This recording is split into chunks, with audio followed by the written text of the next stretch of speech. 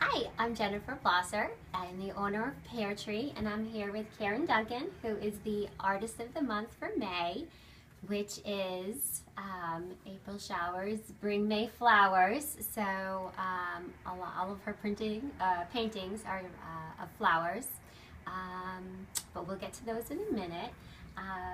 First, I have a couple questions for you, if you don't mind. Sure, Jennifer.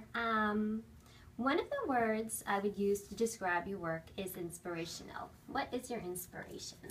My inspiration really comes from a place within myself. I love nature and flowers, obviously. With my work here, it kind of fit in perfectly with the show coming up.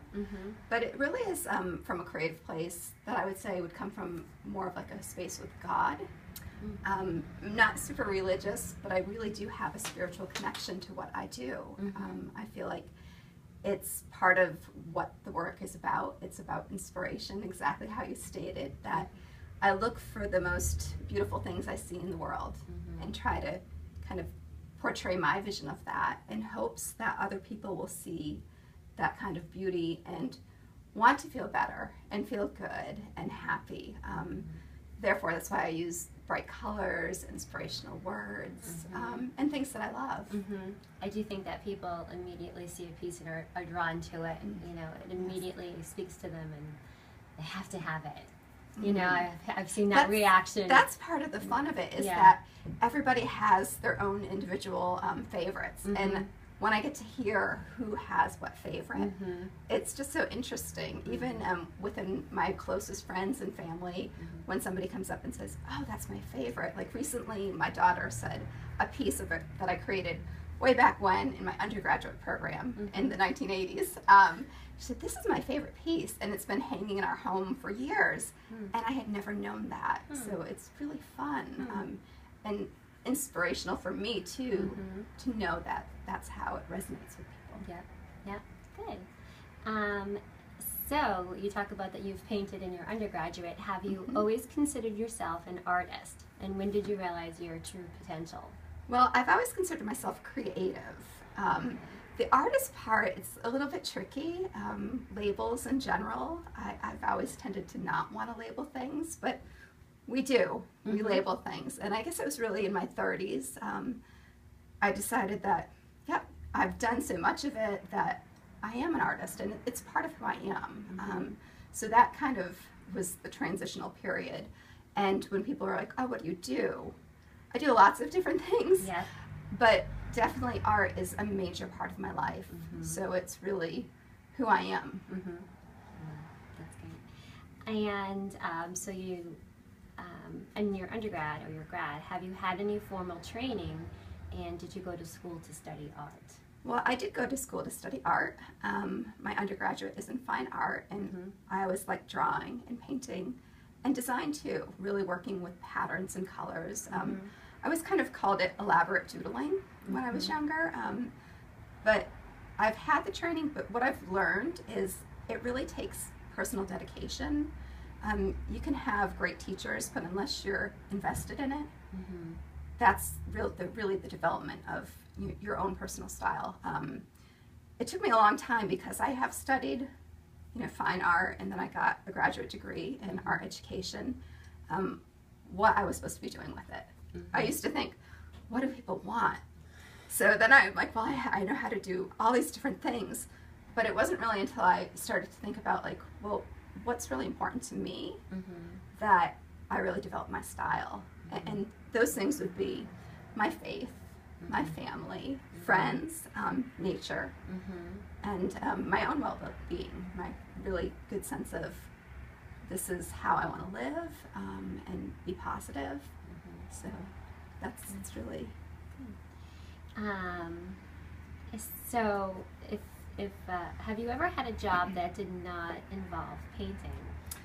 I absolutely do have jobs, and even the job that I'm doing now as a small business owner, lots of tasks that come with that don't involve painting. Some of my jobs, like when I graduated from my undergraduate work, I was a makeup artist, and then I went into retail management, and then as a substitute teacher, and then as special education. But what I've learned is all those things combined together, that's what makes doing what I'm doing now as a small business owner, it's still not easy, but I have all those different things interwoven together, so it fits, and it's so helpful. So let's talk about your art studio. It is here in Dover. It is here in Dover. Down on Washington Mills. And how long have you been teaching?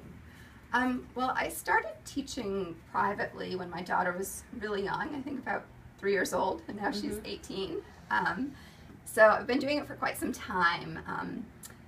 When I went back to get my master's degree, that's when I was teaching in the public schools, and as part of my degree I had to do a year-long internship, half the year in high school, half the year in elementary school. And I thought I was going to be really drawn working with the younger kids, but I really liked the high school. But with what was going on with my life, I just decided to open up my own business. And now primarily I teach to ages 5 to 14, and I offer small group classes. What I found was so challenging with public school education is, especially with young kids, it's all kind of cut and paste, like this is what we're doing today. Whereas with my studio, the kids really need to think. They need to really have a good understanding what's important to them. It's a foundation in drawing, so they always start with sketches, and from there they kind of get to choose what do they want to explore with for different mediums. Obviously I paint, so a lot of the kids do choose to then go into canvas painting. Yes, I have quite a few different patterns of a crab on my office wall. Have you always lived in Dover? I haven't always lived in Dover. I grew up in Western Massachusetts. That's where I went for my undergraduate degree. I moved up here in 2001, and so I spent some time on the seacoast and actually moved up to Portland, Maine for a year, but knew I wanted to go back and get my master's. And when I was applying to UNH, that's when I moved to Dover. So that was 2003. Wow. Okay. What do you enjoy most about working with children? Working with children is fantastic. I feel like I learn as much as I teach. I think really it's their sense of hope, and they're really, really looking into the world to see what's important and what they like and what they don't like, and they're so clear on that. It's not so much like trying to please, it's just about doing something. And sometimes when it doesn't come out, they'll get a little bit frustrated, but they can then just move on, especially if you kind of guide them to just be like, okay, so this is just paint and paper, or we can do it again. We can try again. So I love that attitude, because so much in life you do have to kind of keep figuring it out as you go. At least I know that's been true for my life, and I think it's true for many people's lives. And I think that's when they learn it too. That that big coloring outside the line can be the end all be all sometimes, and to really be able to wheel them back in and say, another way of doing it is this, or maybe put a flower here to, to compensate for being out. It's true, and I also try to let them know it's just like anything else, like with math or with music, you're not always going to get it on the first try. Like, no, it's a learning process. It really is a process, and it really depends upon how much you want to keep working with it. So it really is great to be able to have a little bit of influence and share with them, what's worked for myself, and then also hopefully give them something to build on for their futures, be it art or anything they choose to do. Do you offer any adult classes? I do offer adult classes. Not quite as frequently as I do children's classes, but I do occasionally offer like one-day workshops. I do offer a series of weekly classes that meet for a shorter period of time. This May I have a 4-week series coming up, and it's about painting and flowers. It's called Spring in Full Bloom. Nice. And is there still space in it? There's still space in it, yeah. All right. And then I also offer individual private classes with adults. Okay. So after so many years as a small business owner, how do you maintain a sense of community? Well, Working in the old mill building, that's kind of an interesting blend of people, and definitely getting out and about, trying to touch base about what else is going on in the area really helps, because I can get into the studio and it's kind of like my own little happy bubble sometimes, because I'm there either painting or I'm working with the kids. But you definitely need to get out and kind of touch base and figure out what people are doing and what's going on and how trends are changing. So I really try to keep that personal connection with people, and that feels good. And doing things such as being the artist of the month. Sure, right. If you had to come up with 3 reasons to shop local, what would they be?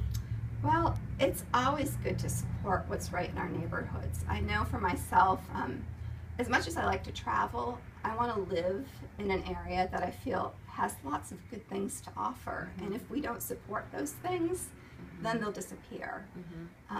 Part of it makes economic sense too. You know, I think a lot. I'm a creative thinker. I analyze things that I just don't understand how some things can be made so cheaply and then they have to get shipped so far. How that makes sense at all. And I do it myself, but I think that when you can shop locally, it's really important. And then, like you said before, just also community, like knowing what's around you and knowing people. So great. And this is for me, Sure. for one experienced business owner to the new kid on the block, do you have any advice? I do. I think you really need to follow your heart. I know when I decided to open the business, it was not planned at all. It was actually, I was bringing my daughter to her music lesson, her private, I think it was clarinet lesson, and somebody was teaching, and I was looking for a public school teaching job, and I just thought, wait a minute, I can do something different and offer something to my community.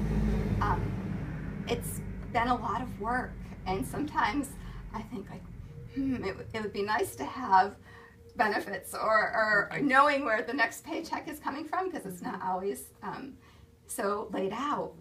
But you have to be dedicated. You really, and I think the only thing that comes with dedication is a real love and passion. And don't give up.